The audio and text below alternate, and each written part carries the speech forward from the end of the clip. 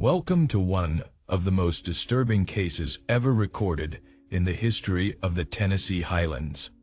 Before we begin, I invite you to leave in the comments where you are watching from and the exact time you are listening to this narration. We are interested in knowing which places and what times of day or night these documented accounts reach. On a humid August morning in 1903, Dr. James Whitfield of Gatlinburg, Tennessee, received a leather-bound journal that would haunt him until his dying day. The journal, filled with precise handwriting in black ink, contained detailed descriptions of 147 deaths, names, dates, causes, exact times, down to the minute. What made this journal impossible was that it had been written between January and July of 1903, but described deaths that would not occur until months or even years later. The journal's author was Sarah Brennan, a 17-year-old girl from the remote Highlands of Sevier County.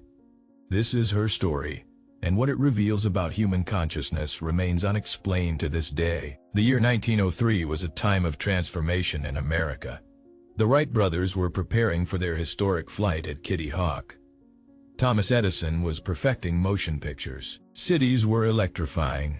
Automobiles were appearing on streets, and the 20th century seemed full of promise and progress. But in the isolated valleys and ridges of eastern Tennessee, life moved at a pace unchanged for generations. Communities existed in near-complete isolation, connected by rough trails, sustained by subsistence farming and small-scale logging, largely untouched by the modern world emerging elsewhere. Sevier County in 1903 encompassed some of the most rugged terrain in Tennessee. The Great Smoky Mountains dominated the landscape, their peaks rising above 6,000 feet, their valleys cut deep by swift rivers and creeks. Small settlements clung to hillsides and nestled in narrow valleys, places where families had lived for generations, where everyone knew everyone, where the outside world seemed very far away indeed. Sarah Brennan was born in March 1886 in a settlement called Cades Hollow, approximately 15 miles southeast of Gatlinburg. The community consisted of perhaps 20 families, most of them interrelated through generations of marriage. Sarah's father, Daniel Brennan, worked as a blacksmith and farmer, shoeing horses and mending tools for neighbors while growing enough food to feed his family. Her mother, Rebecca, kept house and raised their 6 children in a log cabin built by Daniel's grandfather in the 1830s. According to records preserved in the Sevier County Historical Society, Sarah attended the local school sporadically between ages 7 and 14. The school, a single room heated by a wood stove and taught by whoever in the community could read and write well enough to instruct, offered basic education in literacy and arithmetic. Sarah was remembered by her teachers as a quiet, thoughtful child, neither particularly gifted nor notably struggling. She learned to read adequately, could write clearly, and mastered the arithmetic necessary for household accounts. In 1900, at age 14, she left school to help her mother at home, a common trajectory for girls in that community. For the next 2 years, Sarah's life followed the expected pattern for young women in Cades Hollow. She helped with household chores, tended the garden, cared for younger siblings, and learned the skills necessary to manage a mountain household. In 1902, she was courted by William Porter, the son of a neighboring family, and they planned to marry when William finished building a cabin on land his father had given him. Everything changed in December 1902. According to testimony later given by Rebecca Brennan to investigators, Sarah woke on the morning of December 15th complaining of a severe headache and vision problems. She described seeing double, experiencing flashes of light, and feeling intense pressure behind her eyes. Rebecca treated her daughter with traditional remedies, cool compresses, willow bark tea, rest in a darkened room. The symptoms persisted for 4 days. On the 5th day, December 20th, Sarah experienced what her mother described as a fit or seizure. She convulsed violently, her eyes rolling back, her body rigid. The episode lasted perhaps 2 minutes. though it felt much longer to Rebecca, who watched helplessly. When the seizure ended, Sarah lay still and pale, barely breathing, in what appeared to be a deep unconsciousness. She remained in this state for 18 hours. When Sarah finally woke, she seemed disoriented and weak but otherwise normal. The headache and vision problems had disappeared. Rebecca, relieved that her daughter had survived what she feared might be a fatal illness, kept Sarah in bed for several more days to recover strength. It was during this recovery period that the family first noticed Sarah had changed in a fundamental way. Sarah began speaking about people in the community as if they were already dead. She would mention someone in past tense, describing how they had died, when they had died, the circumstances surrounding their death. When corrected, told that these people were still alive, Sarah would look confused for a moment, then apologize and change the subject. But the pattern repeated. She consistently spoke of living people as if they had already passed away. Daniel Brennan initially attributed this to confusion following the seizure, a temporary disorientation that would fade as Sarah fully recovered. But as days passed, the pattern intensified rather than diminishing. Sarah began providing specific details about these supposed deaths. She told her mother that Mrs. Elizabeth Harper would die on February 3rd of pneumonia. She told her father that old Mr. Thomas Wade would die on January 20th when his heart would simply stop as he sat by his fire. She told her younger brother that their neighbor, John Mitchell, would die on March 15th in a logging accident, crushed by a falling tree. The family grew increasingly disturbed by Sarah's predictions. They were not vague prophecies that could be interpreted multiple ways. They were precise statements of fact, delivered in the same tone Sarah might use to describe what she had eaten for breakfast. Moreover, Sarah herself seemed troubled by her knowledge. She told her mother that she could see deaths the way you might see buildings in the distance, visible but not yet reached. Inevitable destinations that people were traveling toward without knowing it. On January 20th, 1903, Thomas Wade died. He was 78 years old, in reasonable health for his age, and had shown no signs of illness. According to his daughter, who found him, he had been sitting in his chair by the fire, apparently dozing, when his heart simply stopped. He died exactly as Sarah had predicted, on the exact date she had specified.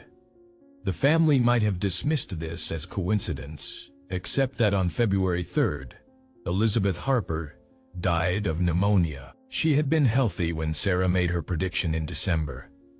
She developed a cold in late January that worsened into pneumonia. Despite care from neighbors and treatment with traditional remedies, she died on February 3rd, exactly as Sarah had foreseen. The community of Cades Hollow began to fear Sarah. Whispers spread that she had cursed these people, that she was a witch, that the devil spoke through her. The local preacher, Reverend Samuel Stone, came to the Brennan home in early February to speak with Sarah. He was not hostile, merely concerned, trying to understand what was happening to the girl. Sarah explained to Reverend Stone that she had not cursed anyone, had not wished death upon anyone, could not control what she saw. After the seizure in December, she explained, something had changed in how she perceived time. She could see forward, glimpse moments that had not yet occurred but would occur inevitably. These visions focused specifically on deaths. She could not see other future events, could not predict harvests or weather or births, only deaths, and she could not prevent them. She had tried warning Mrs. Harper about the pneumonia, but Harper had dismissed the warning as morbid fancy from a disturbed girl. Reverend Stone, troubled by what he had heard, suggested that Sarah begin writing down her visions. Documentation, he reasoned, would either prove or disprove the genuineness of her ability. If the predictions came true, then something extraordinary was occurring that demanded understanding. If they did not come true, then Sarah was suffering from delusions that required treatment but not fear. Sarah agreed to keep a journal. Between January and July 1903, Sarah Brennan filled a leather-bound journal with 147 predictions of death. The journal, currently held under restricted access in the Tennessee State Archives, provides our most detailed documentation of her abilities. Each entry follows the same format: the person's name, their age, the date of death, the time of death, the cause of death, and often additional details about circumstances or location. The entries are written in calm, clear handwriting, showing no signs of emotional disturbance or dramatic flourish. Sarah recorded deaths the way a clerk might record financial transactions, matter-of-fact and precise. Some predictions concerned people in Cades Hollow, whom Sarah knew personally. Others involved people from Gatlinburg and surrounding areas whom Sarah had never met. A few predictions concerned people Sarah could not possibly have known about: travelers who would pass through the region, children not yet born who would die in infancy or childhood years in the future. What makes the journal truly disturbing is its accuracy. Of the 147 deaths Sarah predicted between January and July 1903, 132 have been verified through death certificates, newspaper obituaries, cemetery records, and other documentation. The remaining 15 predictions either concern people who cannot be conclusively identified, or deaths predicted for dates beyond the historical record we can access. Every verifiable prediction came true. Every name, every date, every cause of death matched what Sarah had written months or years earlier. One entry, dated February 12, 1903, reads, "Michael Harrison, age 23, will die on August 7, 1903, at 4:15 in the afternoon. He will drown in the Little Pigeon River attempting to save his younger brother who fell from a log crossing. He will succeed in pushing his brother to safety, but will be pulled under by the current. His body will be found 2 days later, 1 mile downstream, caught in tree roots near the old Campbell Mill." Michael Harrison died on August 7, 1903, at approximately 4:15 in the afternoon. He drowned in the Little Pigeon River after his younger brother fell from a log they were using to cross the swollen river. Michael pushed his brother to safety, but was swept away by the current. His body was found 2 days later, caught in tree roots near the old Campbell Mill, exactly 1 mile downstream from where he had drowned. Every detail matched Sarah's prediction written 6 months earlier. Another entry dated March 3 reads, "Infant daughter born to Mary and Joseph Tucker will die on June 20, 1903, at 2:30 in the morning. She will live only 6 days. Cause will be failure of the heart. The child will never cry, will only sleep and struggle to breathe. Mary Tucker gave birth to a daughter on June 14, 1903. The infant, named Grace, seemed weak from birth. She did not cry normally, slept almost constantly, and struggled to breathe. On June 20th, at approximately 2:30 in the morning, the infant died. The local doctor who examined the body concluded the cause was congenital heart failure. The child had lived exactly 6 days, exactly as Sarah had predicted 3 months before the birth. By March 1903, word of Sarah's abilities had spread beyond Cades Hollow. People from surrounding communities began visiting the Brennan home, some seeking predictions about their own deaths or the deaths of loved ones, others demanding that Sarah stop cursing people with her evil prophecies. Daniel Brennan, protective of his daughter and disturbed by the attention, turned visitors away. But the situation was becoming untenable. The family was being ostracized by some neighbors, sought out by others, and Sarah herself was suffering under the weight of her knowledge. It was William Porter, Sarah's intended, who suggested that Sarah should go to Gatlinburg to see Dr. James Whitfield. Whitfield was the only formally trained physician within a day's travel, a man who had studied medicine at Vanderbilt University before establishing his practice in Gatlinburg in 1895. If anyone could determine whether Sarah was genuinely ill, whether her visions represented some treatable medical condition, it would be Whitfield. In April 1903, Daniel Brennan made the difficult journey to Gatlinburg with Sarah. They traveled on horseback along rough mountain trails, a journey that took 2 full days. When they arrived at Dr. Whitfield's office, a modest frame building on the main street of Gatlinburg, Daniel explained the situation while Sarah sat quietly, her hands folded in her lap, her expression distant. Whitfield was 42 years old in 1903, a practical man who had seen much suffering and death in his 8 years practicing medicine in the mountains. He was initially skeptical of Sarah's claimed abilities, assuming she was either mentally ill or perpetrating some kind of fraud. But Daniel Brennan did not seem like a man prone to delusion, and Sarah herself showed no obvious signs of insanity or deception.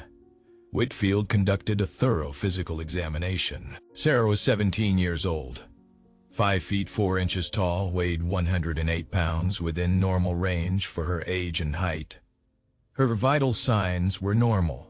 Her vision and hearing were excellent. Neurological tests revealed no obvious abnormalities. She showed no signs of epilepsy beyond the single seizure in December, no symptoms of brain tumor or infection, no indicators of the various forms of hysteria or nervous disorders that were commonly diagnosed in young women of that era. When Whitfield asked Sarah about her visions, she explained with remarkable composure that after the seizure in December, she had begun to perceive people's deaths as if they had already occurred. She could look at a person and know when and how they would die. The knowledge came to her spontaneously, unbidden. She had not sought it, did not want it, and found it deeply disturbing. But she could not make it stop. Whitfield asked whether Sarah saw anything about his own death. The girl hesitated, then nodded.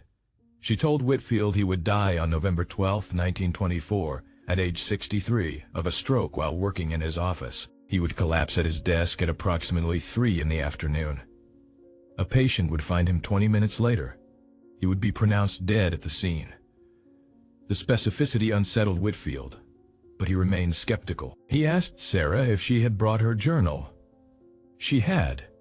For the next several hours, Whitfield read through Sarah's predictions, 147 entries documenting deaths that had not yet occurred. The handwriting was consistent throughout, showing no signs of different authors or later editions. The predictions were dated sequentially from January through April 1903.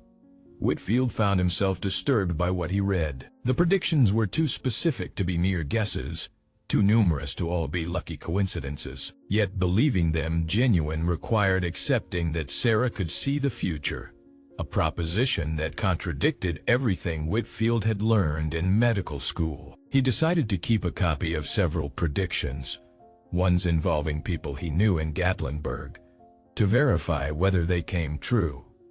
One prediction Whitfield copied concerned Albert Reston, a shopkeeper in Gatlinburg whom Whitfield knew well. Sarah had written that Reston would die on July 9, 1903, at 6:20 in the morning, of a fall down the stairs in his home.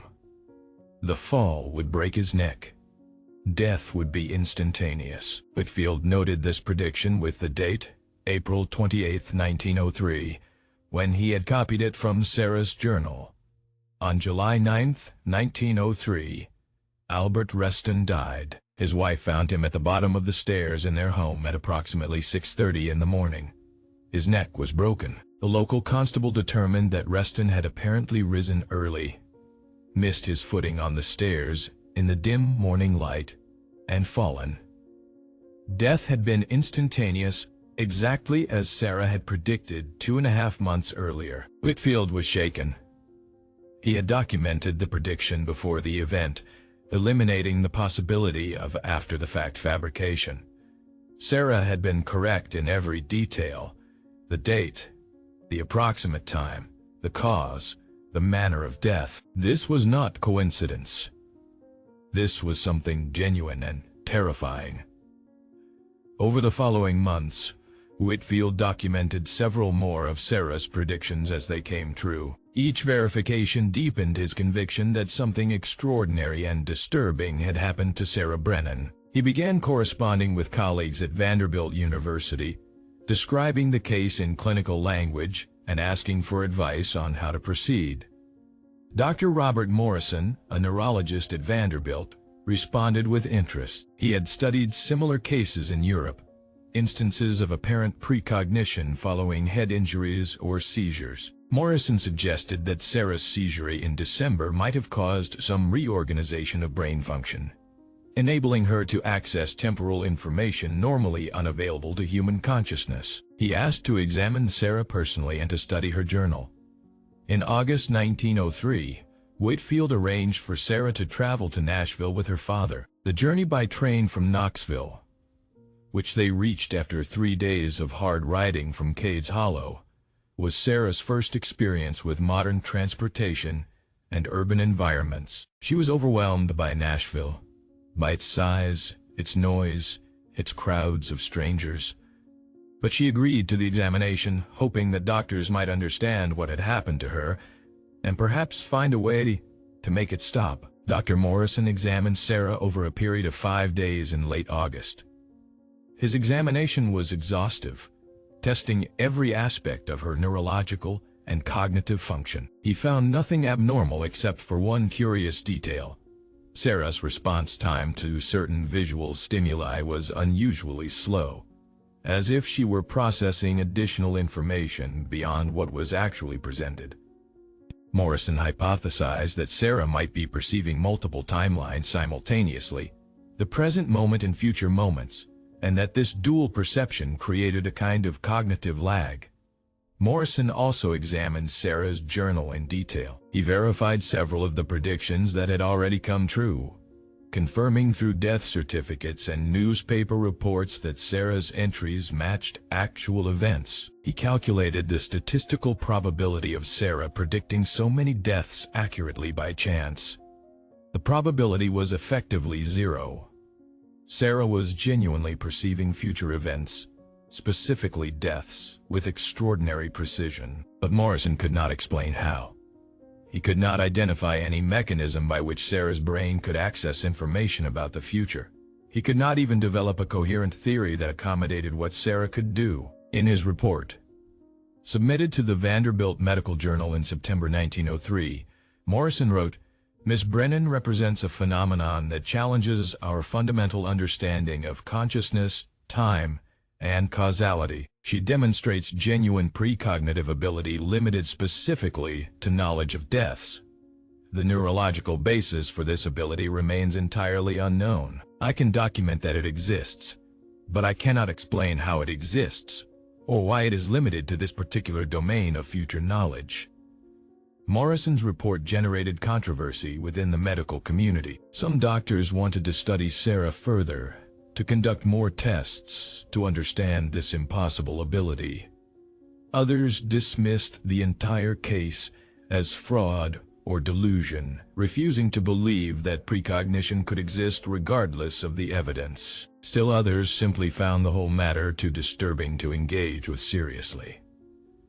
Sarah herself was exhausted by the examinations, uncomfortable with the attention, and desperate to return home. In September 1903, she and her father traveled back to Cades Hollow. Sarah brought with her a letter from Dr. Morrison, stating that she suffered from no mental illness, that her visions represented a genuine neurological phenomenon of unknown origin, and that she should be treated with understanding rather than fear or superstition. But understanding was difficult. Between September 1903 and March 1904, 13 more people died exactly as Sarah had predicted in her journal. Each death confirmed her ability, reinforced the reality of her visions, and deepened the community's fear and distrust. People avoided Sarah, crossed the street when they saw her coming, refused to make eye contact. Children were forbidden from playing near the Brennan home. Even Reverend Stone, who had initially been sympathetic, began to treat Sarah with visible discomfort. William Porter, Sarah's intended, struggled with the situation. He loved Sarah, wanted to marry her, but found himself disturbed by her ability. The thought of spending his life with someone who knew the moment of his death, who could see the end of their marriage before it began, was deeply unsettling. In December 1903, William asked Sarah if she saw anything about his future. Sarah, after long hesitation, told him the truth. William would die on April 21, 1907, at age 26, kicked in the chest by a horse he was trying to shoe. The injury would cause internal bleeding. He would die 3 hours later, conscious until the end, in pain that could not be relieved. Sarah told him this with tears streaming down her face, explaining that she had tried not to see his death, had tried to look away, but the vision came to her anyway, unbidden and unavoidable. William left the Brennan home that day and never returned. He could not marry Sarah, could not live knowing the exact circumstances of his own death. He moved to Knoxville in January 1904, seeking distance from Cades Hollow and from the girl who knew too much. They never saw each other again. On April 21, 1907, William Porter died in Knoxville.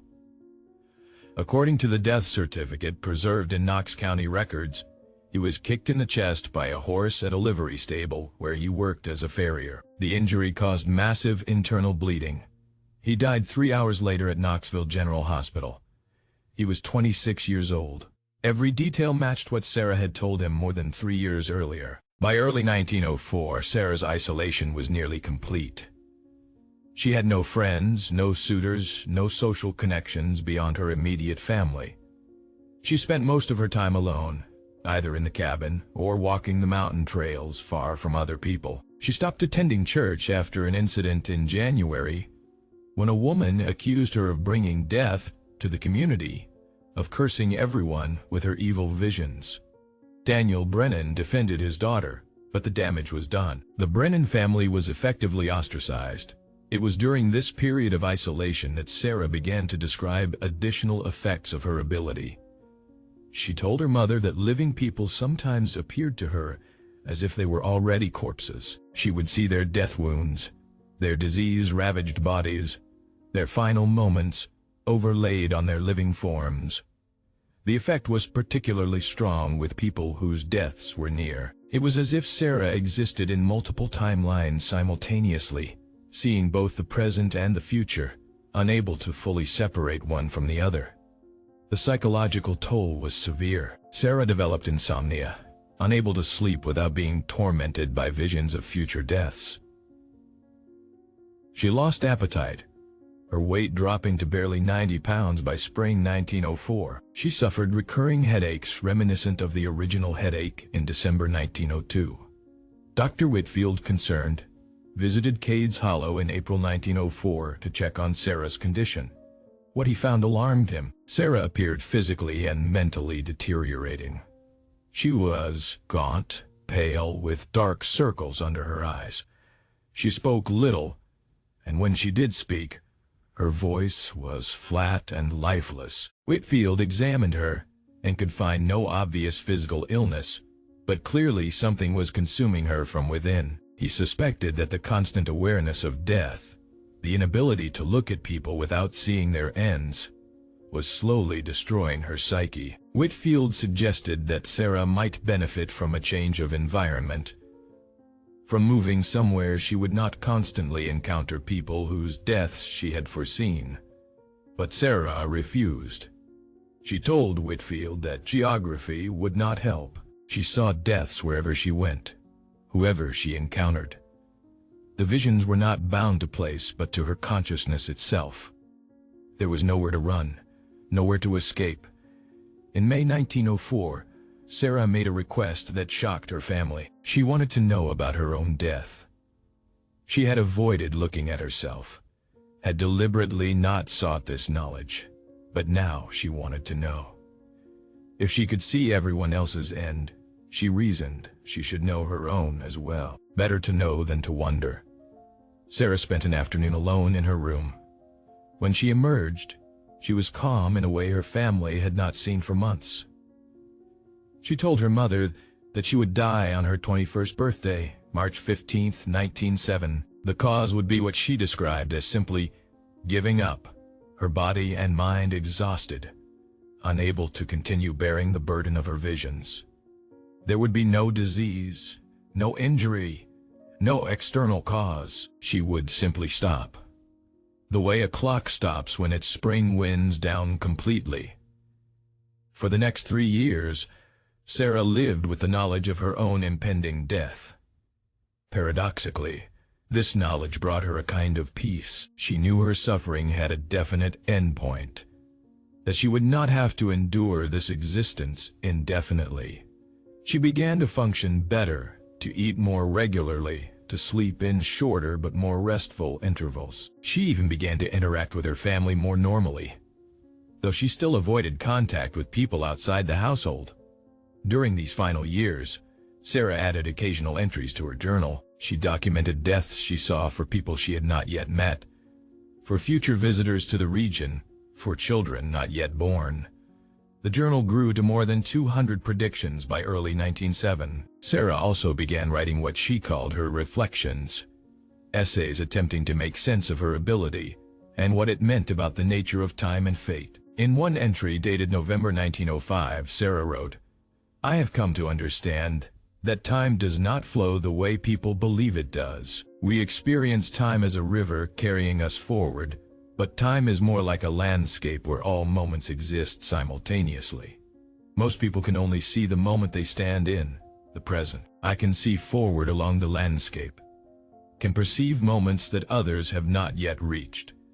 This is not prophecy. I am not seeing what might happen, but what has already happened, from the perspective of some point outside the flow of time, where all moments are equally real and equally present." These reflections reveal Sarah's attempts to understand her ability through philosophical rather than medical frameworks. She was developing a theory of time that modern physics would later echo, a block universe where past, present, and future all exist simultaneously, and the sensation of time passing is merely a feature of limited human consciousness. Dr. Whitfield visited Sarah several times during 1905 and 1906, documenting her condition and collecting copies of her ongoing predictions. He observed that Sarah had achieved a kind of equilibrium, still suffering but no longer deteriorating actively. She seemed resigned to her fate, accepting of what could not be changed. Whitfield found this resignation both admirable and deeply sad. In February 1907, Sarah gave her journal to her mother with instructions to deliver it to Dr. Whitfield. After her death, she wanted her predictions documented, wanted evidence that her ability had been genuine, wanted future generations to know what she had experienced, even if they could not explain it. She was clear that she did not expect anyone to understand, but she wanted them to know it had been real. On March 15, 1907, Sarah's 21st birthday, she woke early and sat by the window of the cabin watching the sun rise over the mountains.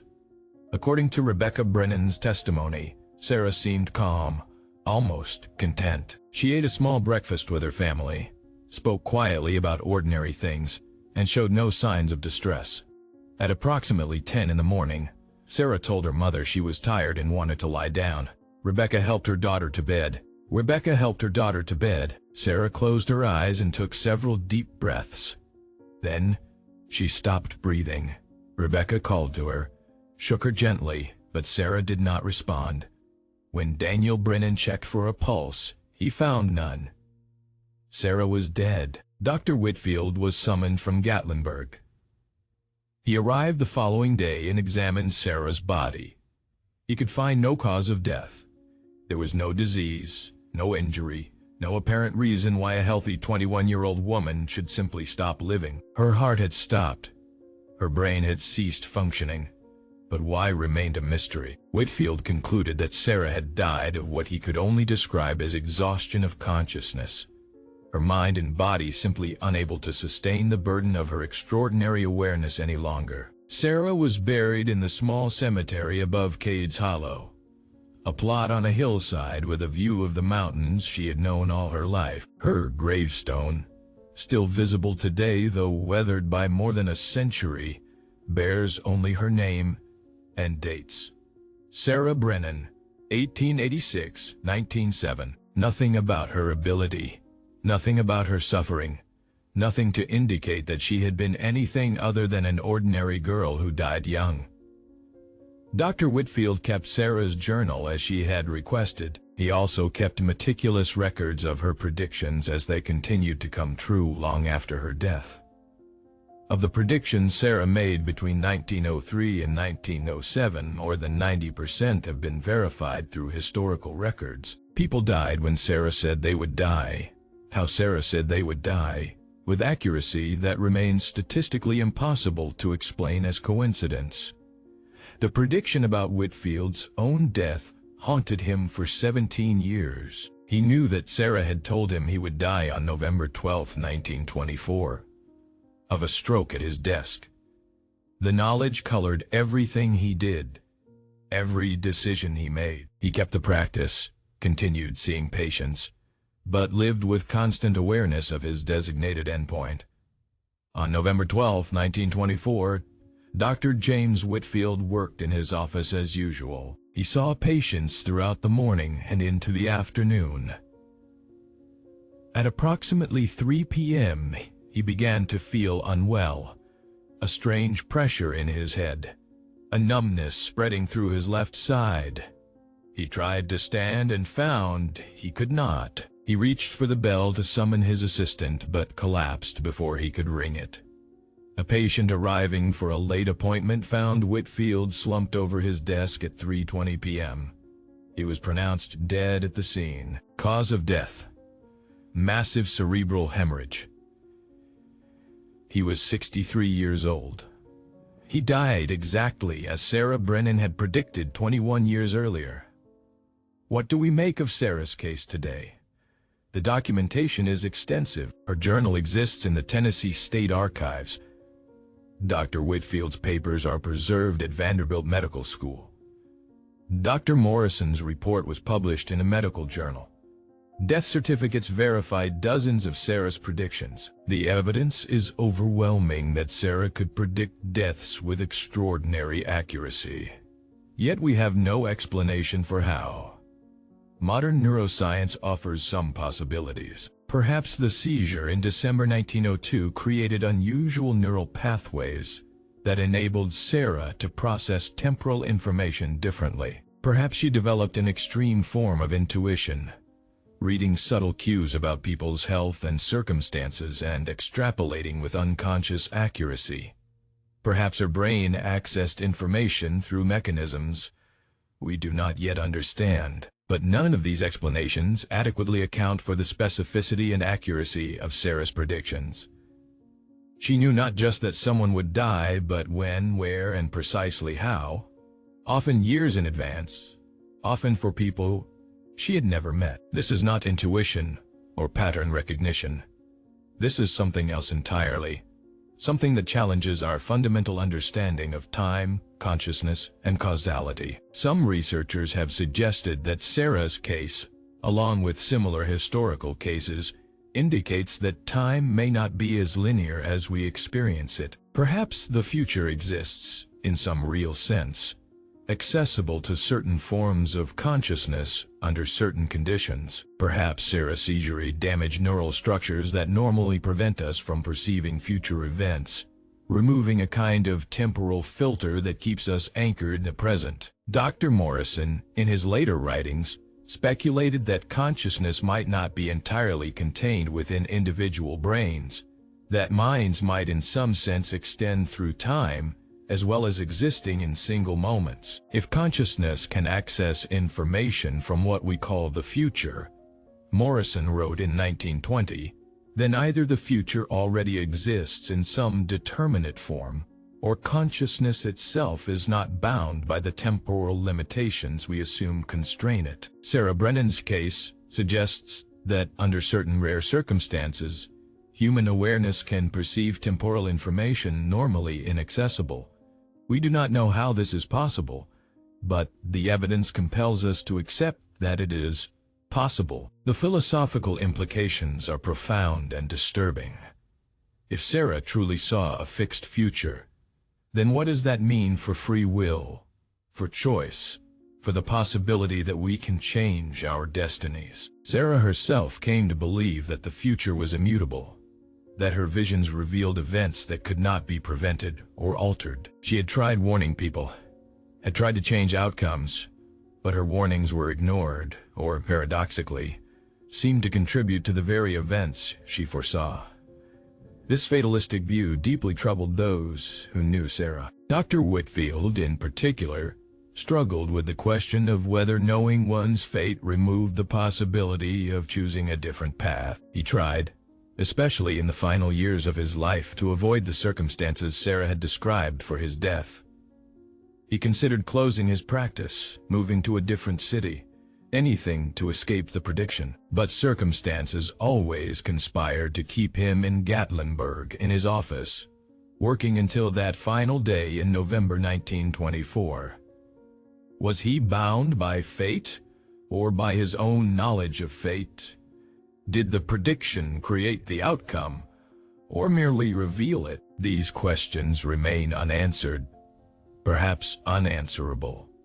What we know is that Sarah Brennan could see deaths before they occurred with accuracy that defies rational explanation. We know that this ability destroyed her life, isolated her completely, and ultimately killed her at age 21.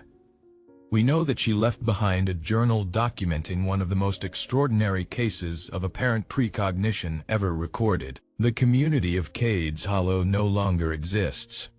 The families who lived there scattered over the decades, moving to cities, seeking opportunities unavailable in isolated mountain settlements. The cabin where Sarah lived and died collapsed long ago, reclaimed by forest. The cemetery remains, maintained by descendants who visit occasionally, and Sarah's grave is still there, marked by that simple stone bearing her name and dates. But her story persists. Local historians in Sevier County preserve accounts of the girl who knew every death. Researchers occasionally request access to her journal, trying to understand, trying to find patterns or explanations in her predictions. The journal continues to haunt those who read it, that calm, precise handwriting documenting horrors yet to come, that impossibly accurate chronicle of endings foretold. If you visit Gatlinburg today, you can find a small historical marker near what was once Dr. Whitfield's office. The marker mentions that Whitfield was a prominent physician who served the community for 29 years. It does not mention Sarah Brennan, does not mention the journal, does not acknowledge the mystery that consumed the final decades of Whitfield's life. Some stories are too strange, too uncomfortable, too inexplicable to make it into official histories, but they persist anyway, passed down through families, recorded in private documents, remembered by those who believe that truth is stranger and more terrible than any fiction. Sarah Brennan's story is one such case. A 17-year-old girl who woke from a seizure able to see death approaching everyone around her. A girl who documented what she saw with clinical precision. A girl who died young, destroyed by knowledge no human should possess. The genius girl who knew every death. The girl who saw the future and found it unchangeable.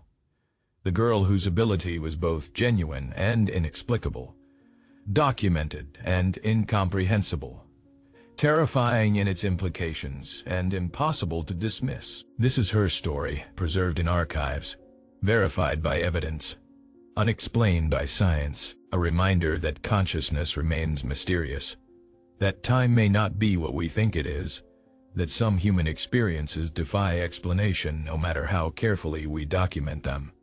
Sarah Brennan knew when everyone would die. She knew how they would die. She knew that nothing could change what she saw, and that knowledge killed her just as surely as disease or injury, destroyed her as completely as any physical trauma, isolated her as thoroughly as any prison. If you found this case as disturbing as I did, let me know in the comments. Tell me where you are watching from, what time it is where you are, and whether you believe precognition is possible. Share this story with anyone interested in the mysteries of human consciousness, the nature of time, and the cases that science still cannot explain. Because some abilities are not gifts but curses. Some knowledge brings not power but despair. And some people, like Sarah Brennan, pay the ultimate price for seeing what we are not meant to see, for knowing what we cannot change, for perceiving the future that will inevitably arrive, whether we wish it to or not. Welcome to the horrifying case of Sarah Brennan. Welcome to the story of the girl who knew every death. And welcome to a mystery that will haunt you long after you finish listening. A question that has no answer: what does it mean to see the future? And what happens to those rare individuals who can?